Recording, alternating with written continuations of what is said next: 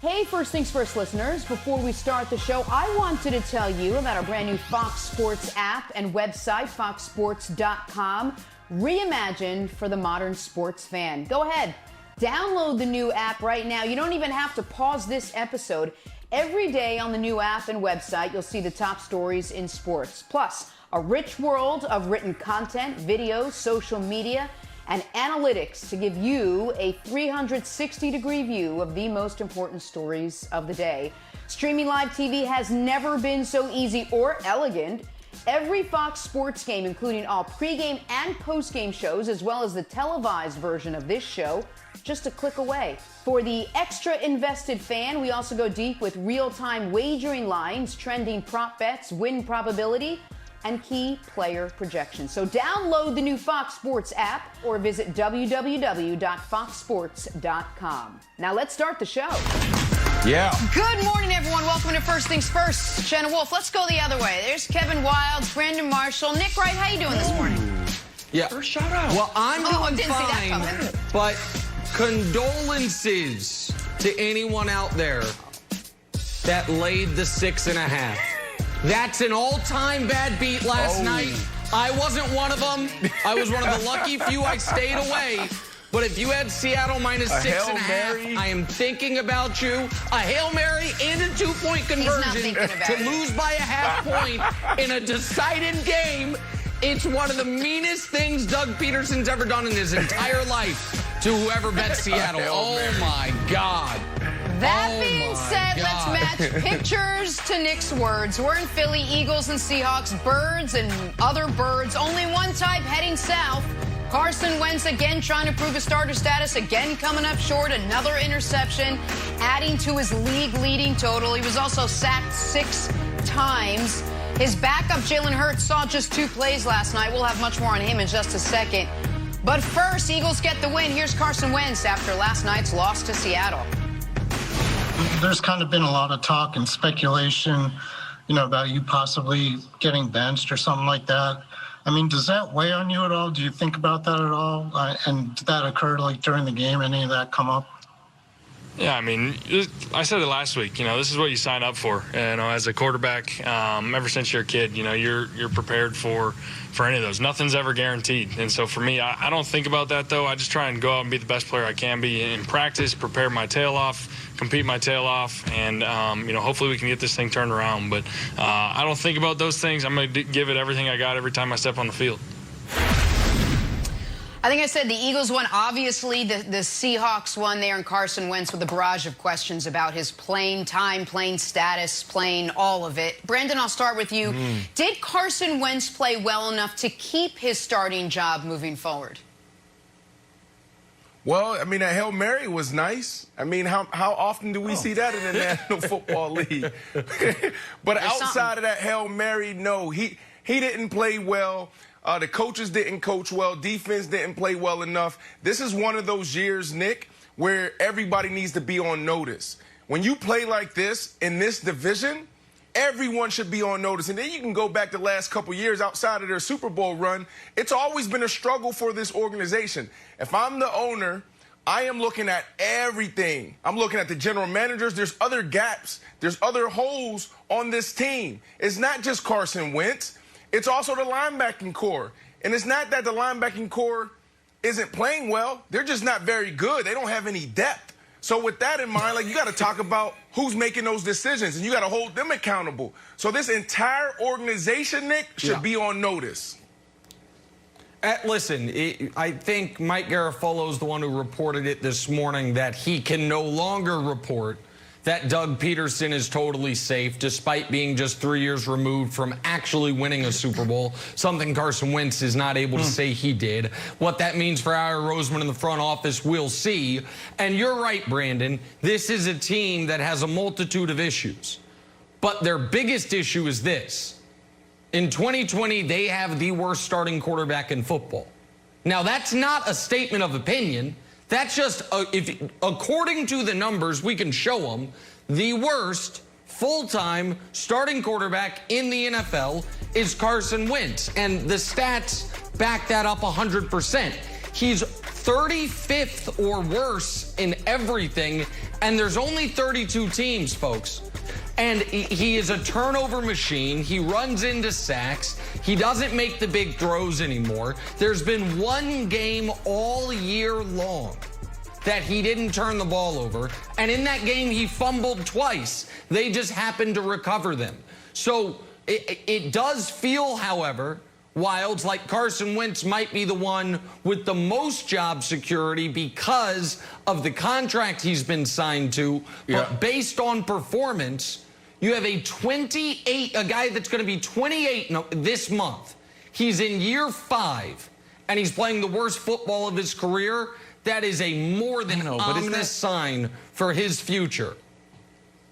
But do you think that's all of his fault, Nick? Because every morning I wake up and I make a little menu, and I call my kitchen where I do my work the Hot Take Cafe. And on today's menu, here's what we had. And you can make your choice, everyone. You can have bad coaching with a side of bad play design. You can have bad decision making with a side of bad throws. You can have bad wide receivers and bad protection. Those are your options at the Hot Take Cafe. For me, I went with bad protection.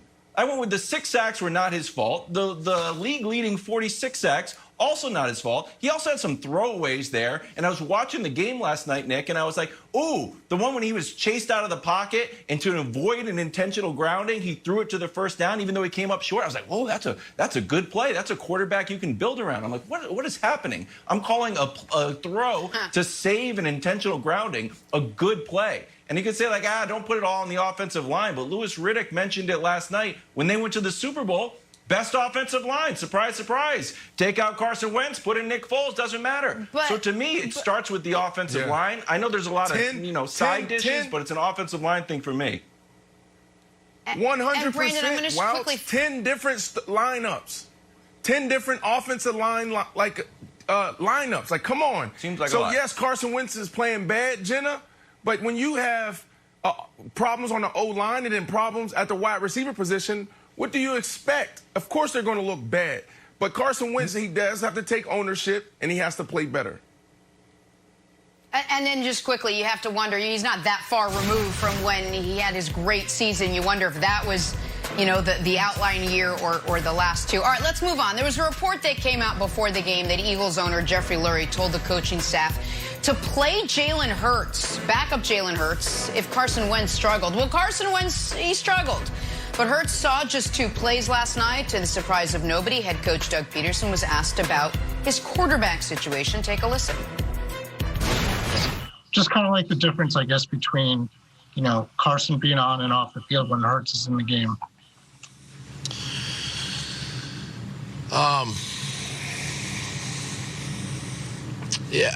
Listen, when Jalen's been on the field with Carson, defenses have been playing it a certain way. And as we have evaluated, those two together, putting Jalen on the field by himself, presents a little bit different picture for the defense. So that's why we did it. That's why we did it tonight. But I think we can still get some mileage out of using both quarterbacks, and then also Jalen as the quarterback, by himself. I got 2 issues. Number 1, that was a 3-second delay between when the question was finished being asked and when he answered it. It was like the weight of the world as a sigh. And number 2, he didn't exactly answer the question. But, Brandon, what do you think about the way Doug Peterson used those 2 quarterbacks last night? Well, first of all, the way he's handling these press conferences, we need to address that first. Like, come on, man, you're a pro. You're the head coach of a national football in the National Football League. You won a Super Bowl, and you did it in with style points and in fashion. Like, bro, understand how to address the media. You know those questions are coming. You know that. You're prepped before you go up there. You know what they're going to ask you. Just stand up there like a man and answer the question. That's first and foremost. I'm tired of seeing Doug Peterson sit up there and not answer questions or feel like, oh, my goodness, why are they asking me these questions? They're asking the questions because you got 33 on the other side when we sit down and we scheme and we game plan, we're like, oh, this guy's going to be marked red because he is an all-pro type player. You have a guy marked in purple. This guy is a Pro Bowl player. Then you got a guy that may be marked in yellow, like this is just a guy. And then there's another color, maybe it's black, and it's like he shouldn't be in the National Football League. So we're looking at this guy in red. How does he have 2 sacks? Why don't we have a game plan for him? So first and foremost, it should start with Doug Peterson. But the game plan last night, to answer your question with these 2 quarterbacks, like you can't straddle the fence. It's either you're going to bench the guy or you're going to play, your backup. So when you have a franchise quarterback in the face of your franchise, you don't play around with it. So it seems like this organization doesn't know where to go because, Nick, this contract is hard to get out of. So if you move forward, then you're really going to take on a lot of debt, and that's an issue. Brandon, they know where to go. They just can't go there. They know the road to go down, but it's closed to them because they gave Carson Wentz a premature contract extension. You want Carson Wentz off the team? $60 million of dead cap next year. You want him off the team in 2022? Okay, you save $6 million. You still have $25 million of dead money. So Carson Wentz is almost 28. He's in year 5. He's been awful. If it wasn't for the contract extension, Jalen Hurts would be given a shot at quarterback the rest of the way full time. I don't think they can do that because they've invested in him. And the interesting way to push this story forward is what will the contracts that Wentz and Goff signed do to the contracts that guys like Baker and Josh Allen do or don't get offered? Because I think there's going to be a lot of front offices across the league saying, you know what? You don't have to pay these quarterbacks early. Everyone thinks you do, but look at the Rams, look at the Eagles. They paid their quarterbacks before they had to, and now they deeply regret it. Good. Hey, look, the Rams paid Todd Gurley, and people continued to pay running backs after that, so I'm not sure if a lesson will have been learned here, but it's a great point. Moving on to the Bucs now. Have we been blaming the wrong person for what seems to be Tom Brady's ill-fitting offensive game plan? Learned something new yesterday about what's really going on down there in Tampa. That's next. First things first. Well, watch out for that green ball. Hey, First Things First listeners, it's Charlotte Wilder here to tell you about my new podcast with Mark Titus called the People's Sports Podcast. It comes out every Thursday, and Mark and I take one of the big stories of the week, and then we go off on tangents you never saw coming. This might mean that we start talking about the Dodgers winning the World Series and end up wondering if Knicks fans deserve happiness. Or begin with LeBron's greatness and end up drafting our ultimate beer league softball team made up of old athletes. Whatever it is, the only rule of the show is that it has to be fun and funny, because these days we could all use as many laughs as we can get. So check it out wherever you get your podcasts and come down weird sports rabbit holes with us. We can't wait to have you. Now, back to First Things First. We know the Bucs have the GOAT, and we know that the GOAT has weapons. What we don't know appears to be the same thing the Bucs don't know: who they're trying to be, who their identity is. Many wondering why they don't just mimic the offense that Brady ran in New England. That is until Bruce Arians said this, quote, "Tom Brady picks all the plays now. We call what he picks. We just have to get better. He's getting more comfortable every week, and we're getting close." Brandon, what do you make of Bruce Arians saying that it's actually Tom Brady who's picking the plays now and not Bruce Arians? Tom Brady. Nick, what's his middle name? What do you call him? You say his whole name when you get on him. What's his name? Say it for me real quick. Brady. Thomas Edward Patrick Brady. I'm sitting here for 3 months defending you, standing on the table against Nick Wright, saying it's 90% Bruce Arians' offense, 10% Tom Brady. And now these reports are coming out. You have some questions to answer. I think tomorrow he speaks to the media. The reporters and guys and ladies on the beat are back in the locker room. So we're going to hear Tom Brady answer these questions. There's a lot that we need to hear, because if this is Tom Brady really picking these plays, and it's a complex situation because you have Bruce Arians, you also have Byron Leftwich, the offensive coordinator, you have Tom Brady, who is a genius in himself from the offensive standpoint. So if it really is him, then we have a problem. right? Like, you're Tom Brady. You're 43 years of age. Like, what makes you think that this is the time to take all these shots? Like, you need to hand the ball off. I don't know if it's like an ego play, and he's like, well, in New England, they forced me to dink and dunk. I want to prove to everyone that I'm this guy that can optimize my health and optimize my performance. TP12 method. I'm going to show everybody I can lead the league in passing yards. Like, no, we're trying to win a championship here. So he has a lot of questions that he has to answer. Now, this is a complex situation because you never know. Like, when you talk about picking the plays, I think about Coach Payton. I think about Drew Brees. And it's really universal throughout the National Football League, where you have a quarterback sit down with the play caller, and the quarterback tells the play caller, like, hey, in these situations, let's look at 3rd and short. What is 3rd and short? 3rd and short is 3rd and 1 to 3 yards. Here's the top plays that I like in this order. So when we get to 3rd and 1, 3rd and 2, guess what he's going to call? The first thing that the quarterback likes. So that's that as far as picking the plays. But now when we go to the field, is Tom Brady actually going out there and orchestrating this whole thing? Like, look, let's get into this run play. Let's get into this pass play. We don't know that. So there's a lot of things that needs to come out, Nick, before I can really jump down his throat. You're getting close, Brandon. I was so ready to just invite you into the fold. And then you were like, but, you know, with Sean Payton, 3rd and short, and I lost you a little bit. You were so close.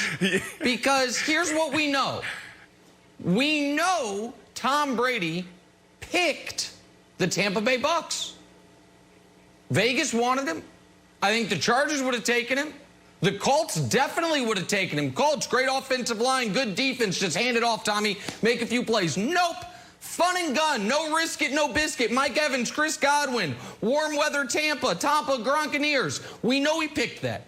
We know he picked Gronk. We know beyond a shadow of a doubt when maybe the team needed to focus on running more, he made them sign Antonio Brown. Something that the head coach, Bruce Arians, months before had said they absolutely would not do. All of a sudden, they're doing it. So why would he not be the one saying, let's run this type of offense?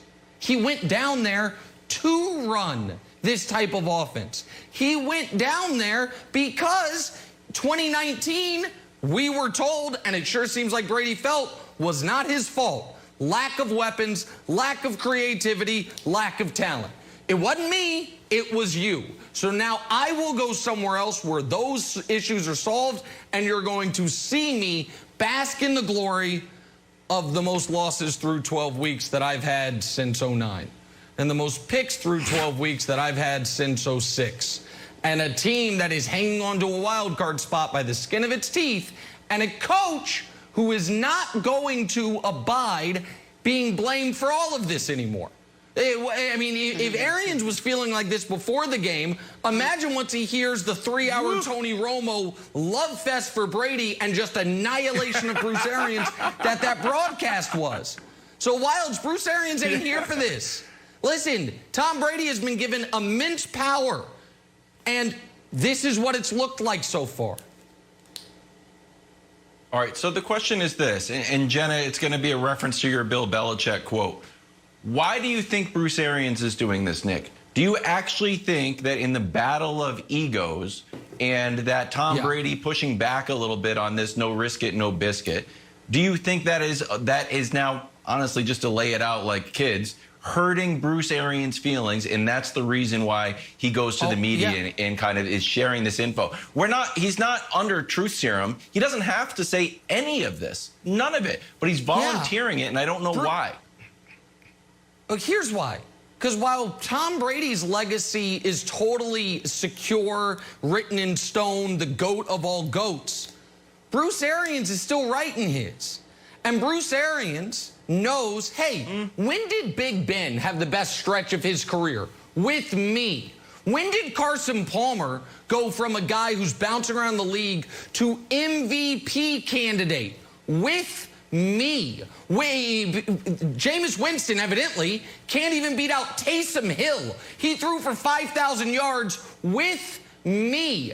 And now the entire narrative on every show and every Bucs game is the good plays are Tom, the bad plays are me. Bleep that. That ain't right.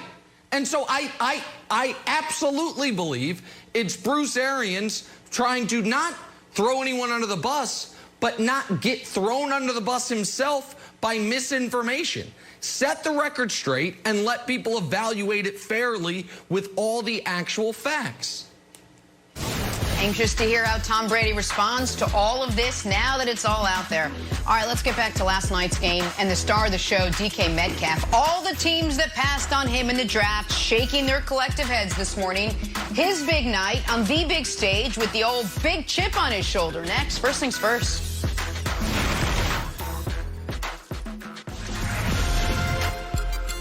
Back here, first things first, we're headed to Philly, talk some Monday Night Football. Russell Wilson was good because his star receiver, DK Metcalf, was great. How about 10 catches for a career-high 177 yards? How about the reason why? A little extra something coming into this one. Take a listen to this. I'm happy. I'm getting a little respect, but, I still got work to do. One of the defensive coaches came up to me, and it kind of made me mad that he was like, I was in Detroit with Megatron, but you're not there yet.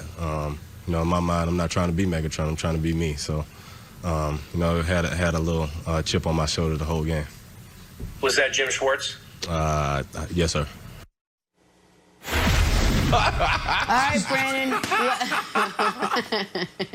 It's like this defensive coach came up. Was it the defensive coach? Yes, sir, that was him. What'd you make of DK saying that fueled him going into the game last night? That's classic Jim Schwartz. I had some amazing battles against him. We used to talk pregame when I played for the Chicago Bears and he was head coach of the Detroit Lions. I absolutely hated going against him and his defensive guys. He actually tries to get in the top players' heads. I know he came out afterwards and said, well, no, I didn't mean it like that. I think he did. He had to go poke the bear. This is a guy that already has a chip on his shoulder. This is a guy that's 6'4", who runs a 4.3, who's quick, who can run routes, has amazing hands, and he has Russell Wilson throwing the ball. Like, really, that's what you do? You go poke the bear, and then you play Darius Slay one-on-one with him? No, bad recipe, Nick. So... listen, I'm no huge big fan of Jim Schwartz, but I believe him here. I think Schwartz was trying to give him a compliment, saying like, hey, man, I was with Megatron. You remind me of him. Now, you're not Megatron yet, but you well could be on your way. To me, this was, as soon as I saw the DK Metcalf press conference and saw what Schwartz said, it reminded me of Michael Jordan creating fake beefs to motivate himself. Yep. And then I found out DK Metcalf thought of the same thing. Show the tweet. DK Metcalf, after the game, when he talks about it, he basically acknowledges, yeah, this is me getting my MJ on. He tweets this out, and I took that personally. He was trying to say something nice, man. He compared you to one of the most dominant receivers of all time. And by the way, just on a statistical note, Calvin Johnson, his second year, had 1,300 yards, 12 touchdowns, and 17 yards per catch. DK Metcalf this year is on pace for 1,300 yards, 12 touchdowns, and 17 yards per catch. So Schwartz might be on to something, but I don't think it was supposed to be an insult. I really think he was trying to be nice to him. I totally agree. All right, Brandon, here's a question for you. So now we know that DK Metcalf is listening at least and being motivated this. So the sword could cut both ways. Now I feel like there are things that you can say. If you can fire him up, maybe you can push him down a little bit. Because it reminded me of a different quote. There's an old NFL films tape of Bill Belichick talking to Chad Johnson. And they go over and say, hey, how are you doing? Great. He's like, yeah, you can take the day off today. He goes, what do you mean, coach? He's like, no, we call the play. It's double whatever. And he's like, no. It's like, no, take the day off. Have a nice day. And it feels like that can get into a player's head because Chad is, Chad's like, a showman, but he's like, ah. Yeah, but Chad and Belichick had a great relationship. So, no, go ahead. What's the question? If you were DK Metcalf, or if you were you and I was the coach, is there anything I could say to you that would throw you off your game? And be honest. Don't just be like, I'm Brandon Marshall. Is there anything I could say to throw you off your game? Yeah. Well, first, maybe Coach Schwartz intentions were pure. Maybe they weren't ill. But you can't say that to a player. You can't say you're not there yet. You're not Megatron. Are you kidding me? I don't care if you say you compare me to Jerry Rice. If I'm in my mode before the game and you come up to me and tell me what I'm not, of course I'm gonna have a chip on my shoulder. Now, is there things that can get into players' heads? 100%. But those aren't the good players. The good players understand how to straddle the fence. They understand how to control their emotions. So you want to get close to it where you're almost out of control. But once you lose control, it's a wrap. I think DK Metcalf is one of those guys who's treading lightly. If you watch all of his games, he's a high energy guy. He's super emotional, but he also doesn't go too far. So I don't think he's that type of guy that you can get in his head. So this is so fascinating. And Jenna, I know we have to move on, but I want to quickly ask Brandon a question, if we can put Brandon up again. I think most people would agree the gold standard for athlete-turned-broadcaster is Charles Barkley. I think most people, I don't know how you feel, you and I have never talked about this, but he's on everybody's high list. Are you telling me, Brandon Marshall, if somebody said to you, some television executive or something, was like, Brandon, I've been watching First Things First. I've been watching Inside the NFL. I got to tell you, I love what you're doing. Now, you're no Barkley, but you could be on your way. Would you walk out of that meeting like that son of a... I cannot... Or would you take it as a compliment? Like, would it make you mad, or would you take it as a compliment? No, I'm going to have a chip on my shoulder, and I'm going to go work hard, and I'm going to go do a phenomenal job. Obviously, That's I can. amazing. Yes, of course. That's of amazing. Course, I'm going to take it personal. That's an amazing mentality. I love That's that. a great mentality. I respect 100%. it. It's just amazing. That's amazing. So, with that chip, let us just keep broadcasting, Brandon. Let us work our way up to Sir Charles. So let's talk about Seattle. Seattle gets the win. They're now 8-3. They're first place out west. Are the Seahawks shots. You the see that? most Jenna just took a dangerous shot team? at me. No, I know. She said, Are "Where's my they way the up to most Charles dangerous Barkley?" team? She did. Oh my goodness. It's a lateral work. It's a lateral shift. Shift your way over. It's a lateral move. Are the Seahawks the most dangerous team in the NFC? Their offense has been clicking. Now their defense seems to be clicking the last couple of weeks. Brandon, what do you think? This the most dangerous team out west? It could be. It could be. Let's go back to Week 10. What happened in Week 10? You got Jamal Adams back, and he wasn't completely healthy. You got Damian Snack Harris. I talked to Snacks in the summertime. I'm like, what are you doing this year? He said, I'm going to let the old body rest up, and I'm probably going to come back next year. Then all of a sudden, Week 5, Week 6, he's taking trips, and then he ends up in Seattle. I don't even think he's in, tip-top shape yet.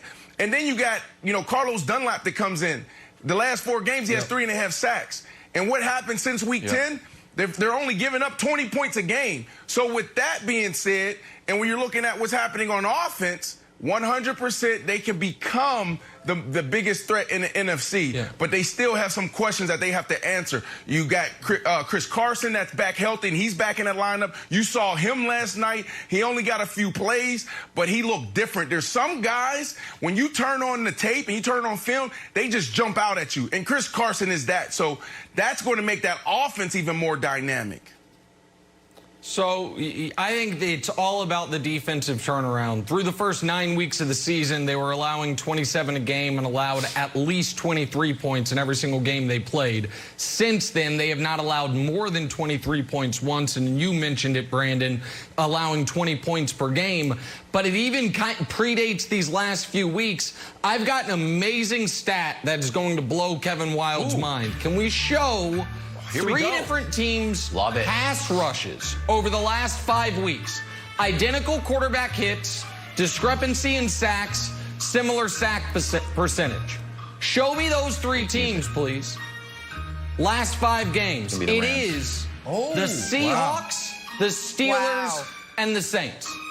So the Seahawks, the most sacks, almost the highest sack percentage, and neck and neck with the Saints across the board, who is the other biggest competition in the NFC once the Saints stop starting a tight end at quarterback. So Wilds, I think the old sneakerhead with only one sneaker might be finding another shoe as far as what they can do defensively.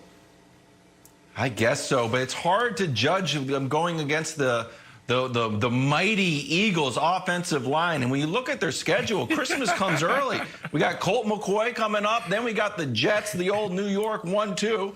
Then Washington, then Goff, and then Nick Mullins and the 49ers. So they've got a chance to feast. Little Christmas. We have Christmas music. Dun, dun, dun, dun, dun, dun, dun, dun. Seahawks get a bunch of patsy teams to play. Dun, dun, dun, dun, dun, dun, dun, dun. The Seahawks defense will look good. But I don't know, once we get to the playoffs, Nick, I actually think it could backfire, that some of the mistakes that they were going to be allowed to get away with here could rear up in the playoffs. Well, Brandon, here's the issue, and I think this is going to come down all of the NFC. Is whenever we discuss any of the teams, we're going to butt up against this. There isn't a great team in that conference. There are a handful of pretty damn good teams, but there's not one team that you look at and say they don't have at least one obvious flaw. And so because of that, I don't think the Seahawks defense has to be excellent. I just think they have to not be horrible, because Green Bay's got an obvious flaw. New Orleans has an obvious flaw. Like, there is not a team that you look at and say, yep, in the AFC, you can say the Chiefs and the Steelers both look pretty damn great. I don't think you can say that about anyone in the NFC right now. Yeah, I mean, for me, I picked the Seattle Seahawks to win the Super Bowl. Yep. And it's not because of how dangerous they are and because of Russell Wilson. It's because of leadership during, a global pandemic. Like, do you have the leadership in the locker room that can keep everybody on task? They do. And then also their football is really good. Their defense, now you don't have the Legion of Boom, but when you have 11 healthy guys working together, they're really good. They're good enough. And offensively, DK Metcalf, Tyler Lockett, and then Chris Carson, their offensive line, when healthy, is really good. Like, you have enough to play good football and do damage. So when you look at the Seattle Seahawks, they're just a complete team. Special teams, they're really good. They got probably the best punter in the league. So you go on and on and on. And then when you look at coaching, think about this. How do you go from being on pace to being the worst defense in the history of the National Football League to now trending towards being a top-tier defense the second half of the season? That's a phenomenal job by the GM Snyder and the head coach. So you got to give it up to everybody in that organization. They're doing a phenomenal job right now. Brandon, you know who would say the same thing? Charles Barkley. Well done. Now you guys are the same. Take a turn, talk some Chicago Bears now.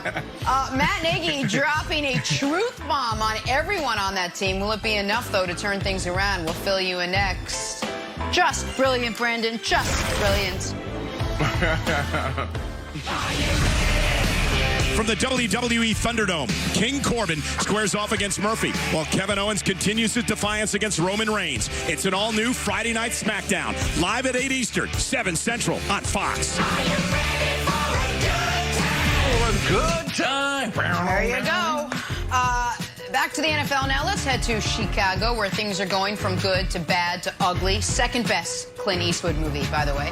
Bears started 5-1. Nick Foles looked like the guy. Bears have now lost 5 in a row. Nobody looks like the guy. And now head coach Matt Nagy is calling out everyone, I think. Take a listen to this. Whatever it is, I know this. We better wake our tails up. Every freaking coach on the staff, every player better wake up and start understanding where we're at. Have some personal pride. Have a freaking sense of urgency. Know where we're at. Have some pride into who we're playing for and why we do this. And then go find a way to win as a team. That's my challenge to every single person in that building this week, is that. And so yesterday was flat out embarrassing. And our guys know it. I'm not telling you something they don't know. They know it.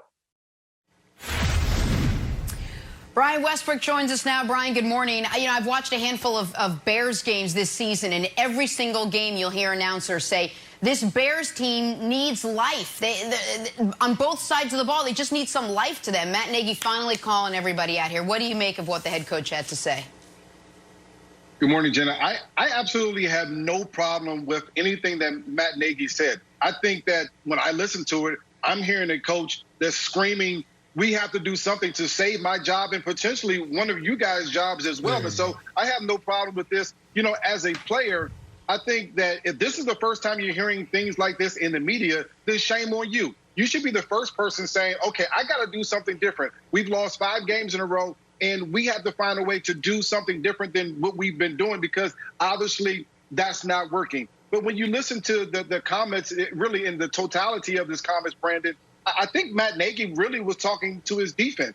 I mean, they gave up 102 rushing yards. They allowed the Packers to convert 55% of their third downs, and they had 0 sacks on Aaron Rodgers. If this Bears team is going to be good, if they're going to win games and turn this thing around, it's going to be on the backs of their defense because offensively, they're still trying to figure out what they're going to do with the quarterback.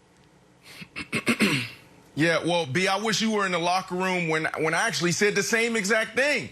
Like, go back a couple years ago, I said the same thing, and I was really talking to 2 players. We just played Tampa Bay. We lost to them. I walk in the locker room. I'm really talking to 2 players, and I'm like, look, you have to love this game. I have tears in my eye. I'm super passionate about this. I'm like, you have to love this game. It means more than the money, more than the fame. If you think that you're going to just wake up one day and just play this game and you have no love, no passion, no purpose behind it, then you're mistaken. The door swings open. The media sitting in a tunnel. They hear me saying this, and then that was the end of my career in Chicago. I am still bitter to this day because it ended that way. Like, I felt like I'm glad we're having this topic because this is therapeutic for me. I need to get this off my chest, Nick. Like, I felt like I embodied the Chicago, this people, like the personality, the blue collar, the work ethic that the Chicago people had. And then then at the end of the day, they kicked me out of the organization because I came with the passion and the purpose that Matt Nagy just talked about. So I'm a little bitter, guys. Well, it's therapeutic. I had to get that off my chest. I feel for you, Brandon, and we can discuss it more in the post-show meeting if you need further therapy on it. I think your outburst was earnest and well-intentioned. I think Matt Nagy is being a little calculating here. So here's the deal. You got 2 Andy Reid disciples, both of whom are all of a sudden are on the hot seat. Doug Peterson in Philly, Matt Nagy in Chicago. They have very, very different press conference approaches. I think we can say that without a shadow of a doubt. I think Matt Nagy understands we were 5-1. We're now impossibly 5-6. And I am going to get fired unless this thing turns around massively and I get some credit for the turnaround. So I think he sees we're on national television against the Packers, get annihilated. What do we got coming up? Well, we got a Detroit team that fired its coach, a Houston team that's fired its coach. A couple weeks later, we got a Jacksonville team that just fired its GM. We got teams in disarray. We have a chance to salvage what will, at the end of the year, look like a decent record, maybe 8-8. And if I can plant my flag that, you know, the turning point of the season, remember when Matt Nagy said, have some personal pride, wake up. It's not that now we get to play the Lions and not the Packers. Now we get to play the Jags and not the Vikings. No. It was that moment. I think Matt Nagy right now understands unless there is a massive change in narrative, he's going to be out of a job.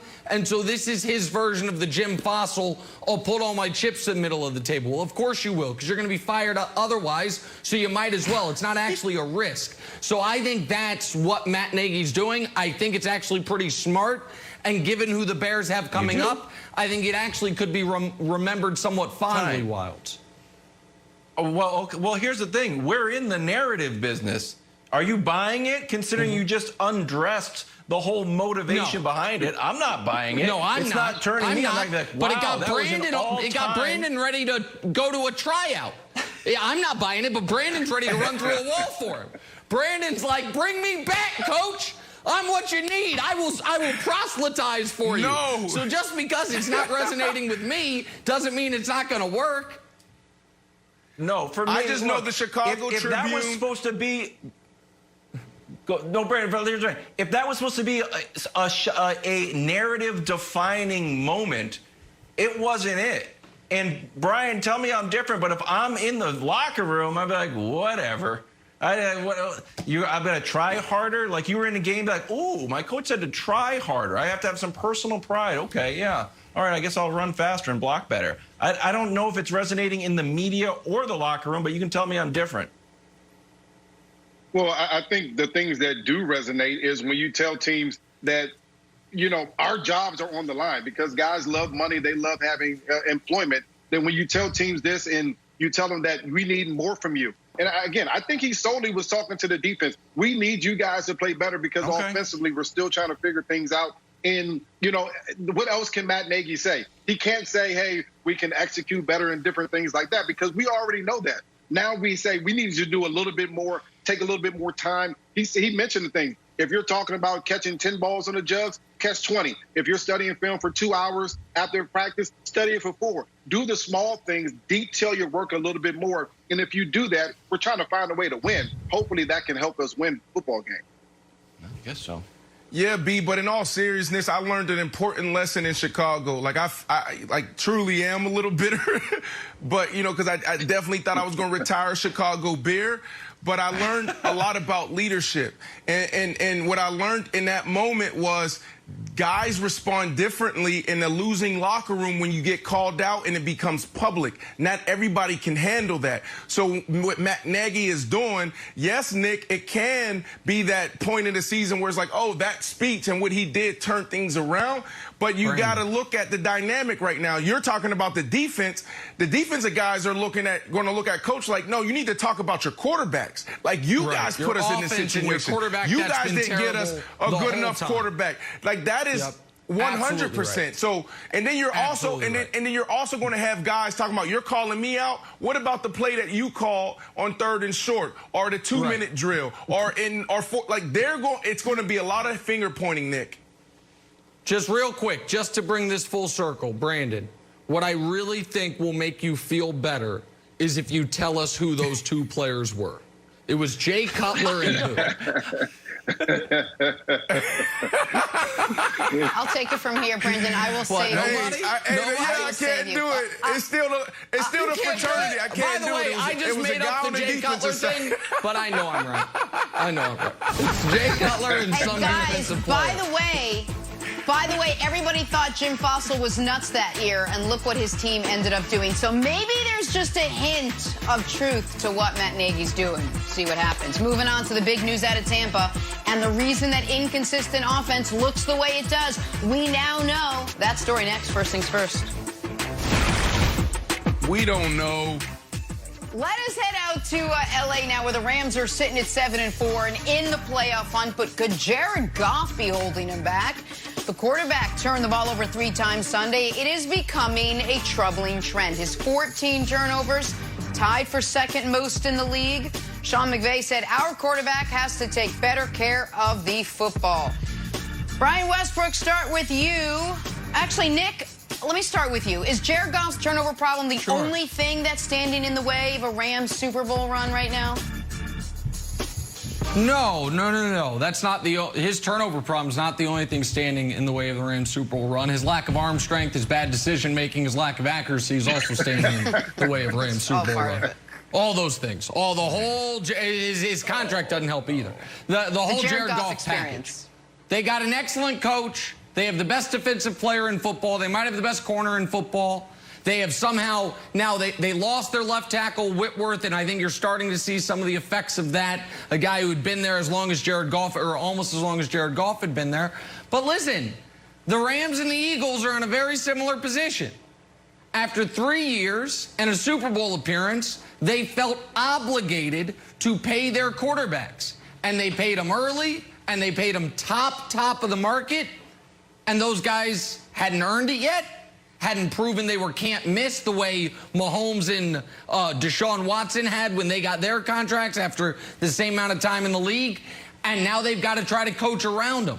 And I also think one of the reasons Sean McVay was more pointed with his commentary this week, Brian, was because that's 4 in a row that he's lost to Kyle Shanahan.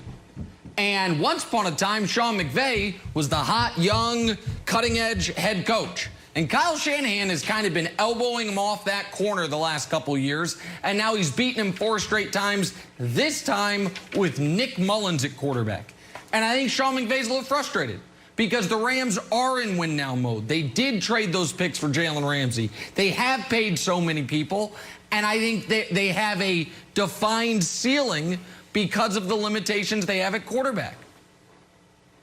You know, Nick, I think you're absolutely right. And there are times in the NFL where the stats speak volume. So I'm going to give you a couple stats. The Rams defense, second in yards per game. So they're really good. They're fourth in points per game. So they're really good there as well. When you look at their offense, they're 9th in rushing. They're averaging 126 yards per game. So that's really good. But then when you look over the last 4 games, Jared Goff, 6 interceptions, 4 fumbles, and 4 lost fumbles, and only 4 touchdowns. If you went back and asked Eric Bieniemy, Andy Reid, as well as Steve Spagnuolo, their defensive coordinator of the Chiefs, they'll say, absolutely, we love the no-look passes. We love the deep shots to Kelsey and Tyreek Hill. But the thing we love most importantly, the most, is Patrick Mahomes' ability to take care of the football. His ability to not throw the ball to the other team, not fumble the ball to the other team, because those are game killers. That loses field position. That puts your defense in a bad situation. That's what Jared Goff is doing to this football team. I would just rather punt, of course, than have a turnover. But Jared Goff continues to give the ball to the other team. With a great defense and a good running game, there's no excuse other than the quarterback that the team is in the position that they're in at this point. Yeah, B, man, they have the perfect blueprint to make another run at it. So the question, is Jared Goff standing in the way of a Rams Super Bowl run? I would have to say yes. When you look at what they did in 2018, a lot of people think, oh, McVay, Jared Goff was playing really good. How did they get to the Super Bowl? They ran the ball really well. Todd Gurley. That was the difference in that team. Defensively, they put pressure on the quarterback. They didn't play great in the back end, but they put pressure on the quarterback and they turned the ball over. So when you look at this year, you have one of the best defenses in the National Football League. You're running the ball better than you have in the last 15 years. So now you have the perfect blueprint and your quarterback's turn the ball over. The answer is 100% is Jared Goff. He is in a situation now where you do need to throw the ball to win some games. Just don't mess it up. Protect the ball, because you can run the ball. You can play really good defense. You have great coaching. Just don't mess it up. We don't need you to be the star. And, Nick, that contract, a lot of times when you come in and you are the highest paid person in the organization, you're the quarterback, you know, you're the face of the franchise, a lot of times you feel like you're the man. The reality is Jared Goff is not the man. So I don't know if it's a thing that where he feels he needs to go win those games, and really he needs to focus on just managing the games and not messing them up. Okay, Nick, I'm going to go into the real world. Patriots just beat the Cardinals. Cam Newton had 80-something yards through 2 turnovers, but we didn't let Kyler run around, and DeAndre Hopkins didn't really go off. Okay, well, now the Rams play the Cardinals. There's the blueprint. Cardinals scored 17 points. Don't you think the Rams can do the exact same thing the Patriots can do? Even throw 2 turnovers, but manufacture 20 points as long as Kyler doesn't start running around and Jalen erases DeAndre Hopkins. All of a sudden, Cardinals are one of the best offenses in the entire league, and Bill Belichick and Steve Belichick with his mullet took them out. I feel like the Rams can do the exact same thing, whether or not Goff is amazing or if he throws a few picks. I think that's the game plan. I think as good as the Patriots defense was in that game, Kyler also played one of his sloppier games. I think Kyler's not going to stay at that level week after week. But yeah, that is the Rams' blueprint, which is why it's so unfortunate for them that Goff next year has the highest cap hit of anyone in football because they're trying to coach around him. And I really do wonder if a team like the Buffalo Bills, because the Bills are going to make the playoffs, they might win the division this year for the first time in, this century, right? Josh Allen, top 10 pick. He's eligible for an extension after this season. He might make a Pro Bowl this year. There's going to be a lot of external and internal pressure. Well, you got to pay the guy. He's eligible now. You got him his contract. Deshaun got his last year. Mahomes got his. And I wonder if teams like in Cleveland with Baker, in Buffalo with with Josh Allen, even if when they make the playoffs this year, if internally they're going to say, you know what, we're not going to be in the situation the Eagles and Rams find themselves in, where they paid a guy early when they weren't 100% certain, and then they can't move off him for years and years. So I wonder if Goff and Wentz's struggles are going to have some impact on who does and doesn't get paid at this position during their rookie contract in the years moving forward, Jenna. Okay, but now maybe Jerry Jones is a little justified in hesitating by paying Dak Prescott. Now we see. Let's play a little drawing a blank. I hope nobody blinked during the NBA offseason because it's over. The NBA is back. Training camps open today as teams start to prepare for the December 22nd start to the season. Storylines aplenty this offseason, but Brandon, the storyline you are most excited to follow with NBA training camps opening today is blank.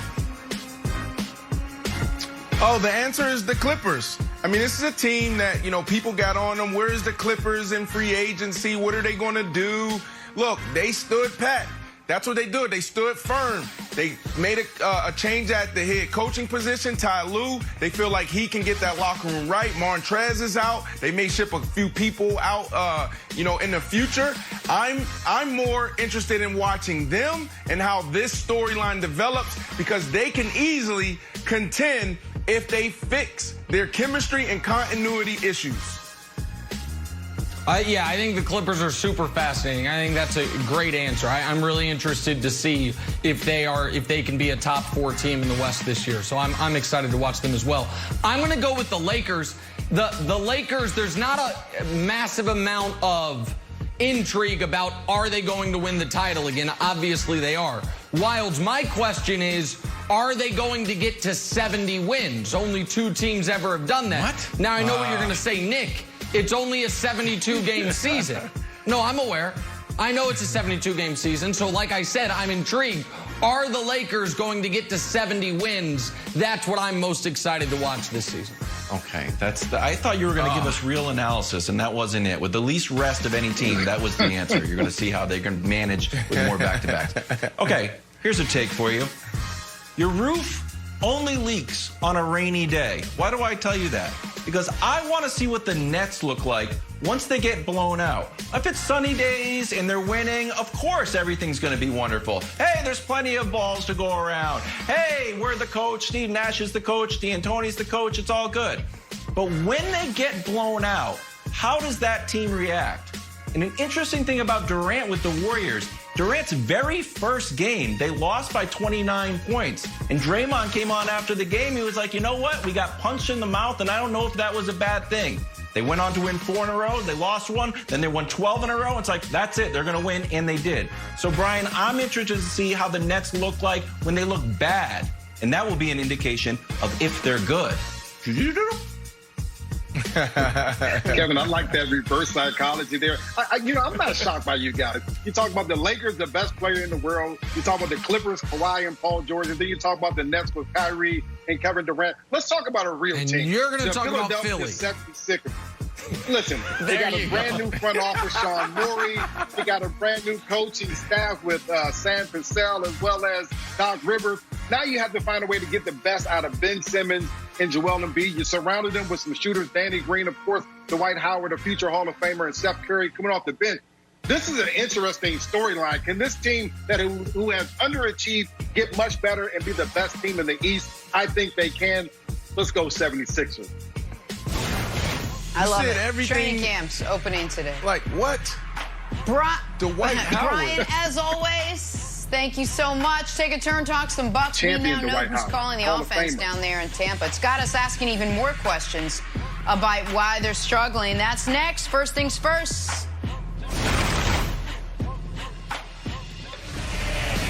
From the WWE Thunderdome, King Corbin squares off against Murphy, while Kevin Owens continues his defiance against Roman Reigns. It's an all-new Friday Night SmackDown, live at 8 Eastern, 7 Central on Fox. So much drama in wrestling, so much drama in Tampa Bay. Let's talk some Bucs now. We know they've got the GOAT at quarterback. We know the GOAT's got great weapons. What we don't know appears to be the same thing the Bucs offense doesn't know, who they're trying to be. Bucs have lost 3 of 4, prompting many to wonder why Bruce Arians doesn't just mimic the offense Brady ran up there in New England. That is until Bruce Arians said this, quote, "Hey, Tom Brady's picking all the plays now. We're calling what he picks. We just have to get better. He's getting more comfortable every week. We're getting close."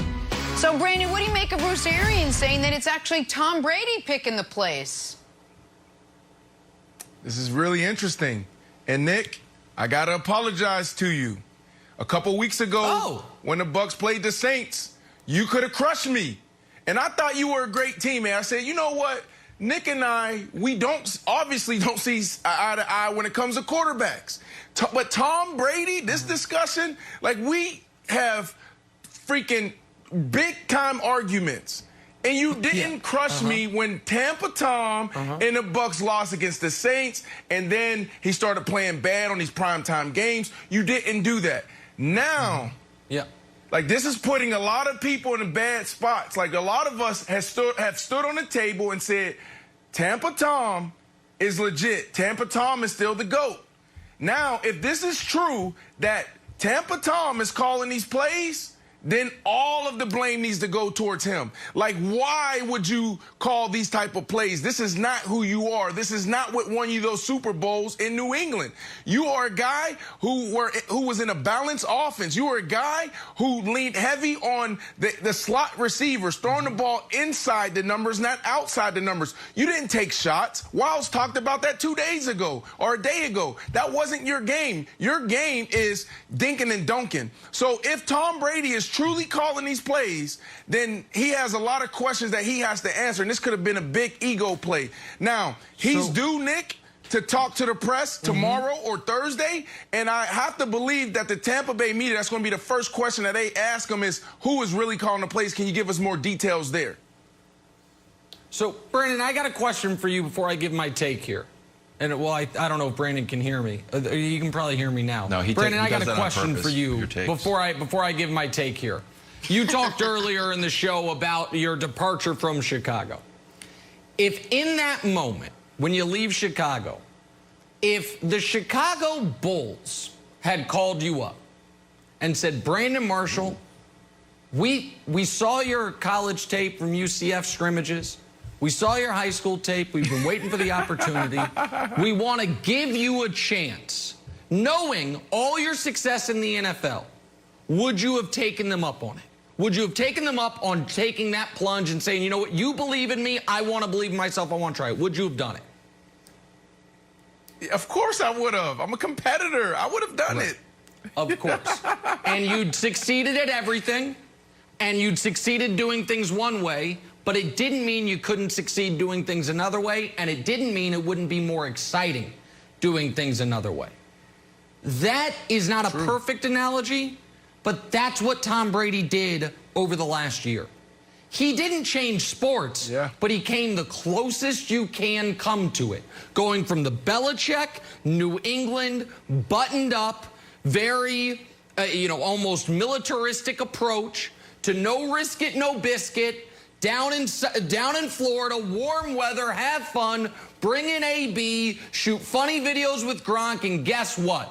I'm going to air this sucker out because they wouldn't let me do it in New England. They didn't give me the weapons to do it in New England, but I've always been able to do it. Watch me show you all. Why else does he pick Tampa? Because of their great legacy of winning? Because of the amazing restaurant scene in North Florida? No. To meet with Bruce Arians, to get with Mike Evans, and to air that sucker out. So that's why I've never believed this is Bruce Arians making him do something he doesn't want to do. He went there to do this. If he wanted to game manage his way back to an AFC title game, go sign with the Colts. They got a great coach, great offensive line, excellent running game, great defense. But that's why you had opportunities. But Nick, that's why But that's why this press conference is so important, because we need more details. Like, we need to know, like, what does that mean? He's calling the plays, he's picking the plays, because when you look at quarterbacks around the league and their relationships with the play caller, they do that every Friday night, every Saturday before the game. Sometimes the day of the game, where they sit down and they say, okay, in these situations, 3rd and short, in the red zone, the first 15 plays, here's what I want to call. In that order, 3rd and short is 3rd and 1 to 3. My first play is this. I want Z slant and I want arrow. That's the first one. Second one, call this. Third one, call that. So that is universal around the NFL. Now, what isn't universal around the NFL is when he gets to the line of scrimmage. What does that mean? Is he the one that's getting them into their run plays? Is he the one that's getting them into the passing plays and choosing these plays? Because if it is, then that's a huge problem. Running the ball 13 times is a problem. You're 43 years of age. Like this, like, come on. But Wednesday will be telling in his press conference. We'll be able to see. We'll see what he says. But Wilds, I just want to bounce one thing off you very quickly before we move on. Wilds, you've followed Tom Brady his whole career. Your greatest sports successes as a fan have come with him. Do you think there's anything Tom Brady thinks he can't do? Do you? It's a great question. No, but I think that you need a level of I can do it and self-confidence to be able to push yourself to the highest levels in the world. And to say, I'm going to play till I'm 45. I'm going to marry a supermodel. That's right. I'm going to win more Super Bowls than anybody. I'm going to win more games than anybody. Of course he thinks he can still throw it deep. Of course he thinks it was the pieces around him. Like, you don't become Tom Brady without believing you can do everything. Of course he believes the TB12 method can literally make you age in reverse. I think he believes that. I think he believes he's Benjamin Button. And that's how he's gotten here. Nick, so of course he thinks he can do this. Yeah, go ahead. This is where I bump heads with you on this topic, is because he can still throw the ball. I just don't think this is the best formula to win another Super Bowl. He can still throw the ball 50, 60 yards. It's about, do you have the chemistry with these pass catchers, the tight ends, the wide receivers, the running backs? To me, if running the ball 50% of the time and then using play action and dinking and dunking to get, if that was the path to the Super Bowl, why would we change that up? That's where you and I see differently, because I still think he can play at a high level. You don't believe he can play at a high level. All right, let's table this chat for a second. I want to talk some Monday Night Football, Seahawks, Eagles. Russell Wilson, good because DK Metcalf was great. 10 catches, a career-high 177 yards. A little extra motivation coming into this one. Take a listen to this. I'm happy. I'm getting a little respect, but, you know, I still got work to do. One of the defensive coaches came up to me, and it kind of made me mad that he was like, you know, I was in Detroit with Megatron, but you're not there yet. You know, in my mind, I'm not trying to be Megatron. I'm trying to be me. So, you know, had a little chip on my shoulder the whole game. Was that Jim Schwartz? Yes, sir. I'm not sure there was any malice meant by Jim Schwartz's comments, but still, Brandon, what'd you make of DK saying that basically fooled him? Jenna, you need to stop it. Jenna, you need to stop it. There was a lot of malice there. That was intentional. It's Jim Schwartz. I love Jim Schwartz. If anybody knows Jim Schwartz, he has a lot of swagger. He has a lot of attitude. He's similar to Coach Payton. He thinks he's a player. He tried to fight Jim I used to have knockdown battles against him when we were playing in Chicago. He was coaching in Detroit. This is a Jim Schwartz thing. And guess what? You poked the bear, and he went for all-time, like a career night. 177 yards. Come on, Jim Schwartz. See, Wilds, I think this is the difference between the athlete mentality and the rest of us, because I really think Jim Schwartz was trying to be nice. Like, I do too. I was around Megatron. You remind me of him. Like, if someone says to me, like, you know the nicest thing someone can say to me? Hey, Nick Wright, you remind me of Colin Cowherd. You're not there yet, but you remind me of him. I'm not like, oh, you son of a... Oh, I'm not there yet, really. Like, no, of course, I'm new. Like, but that's how DK took it, Wilds, and that's how Brandon took it. I buy that. You know, Brandon, Seahawks, Giants, Joe Judge, pregame DK Metcalf, like, you're doing well. You're no Hall of Famer Julian Edelman, who I had with the Patriots, who has 1,223 more playoff yards than you. Right. But you could get there. Would Someday be you could be like Hall of Famer Julian Edelman. Someone saying you're no Julian Edelman, Stop it. that No, is it an doesn't insult. work. It doesn't work.